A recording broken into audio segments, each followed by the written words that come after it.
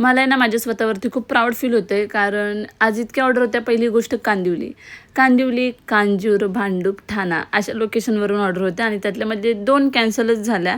तर त्यांची आवड-निवड, मॅमना कसा हवा आहे, त्यांना काय कमी आहे, सगळ्या गोष्टीची काळजी घ्यावी लागते. त्यामध्ये दुसऱ्या डेटचे कस्टमरचे कॉलवर कॉल चालू असतात आणि एकटी असल्यामुळे हँडल करणं, ते केक पोहोचवणं सेफली बरोबर कस्टमरपर्यंत पोहोचला आहे का, त्यांना कसं वाटलं, सगळ्या गोष्टीची काळजी घ्यावी लागते. एक वेळ असा होता की 1 किलोचा केक असला तरी मी इतकी थरथरायची खूप म्हणजे खूप, आणि आता मी 10 किलो 15 किलोचे केक पण 2 ते 3 तासामध्ये इझिली बनवू शकते आणि मला आता इतका विश्वास माझ्या स्वतःवरती झाला आहे.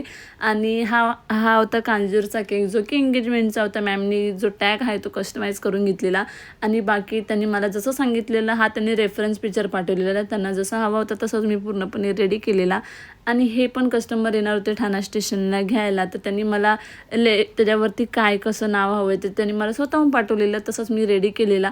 तर हा केक द्यायला मी माझ्या गाडीवरून गेलेली स्टेशनला द्यायला. आणि हा होता त्या केकचा फायनल लूक. आणि अजून कांदिवलीचा आणि ठाण्याचा केक आहे तो मी तुमच्याजवळ उद्या नक्की शेअर करेल, तर प्लीज नक्की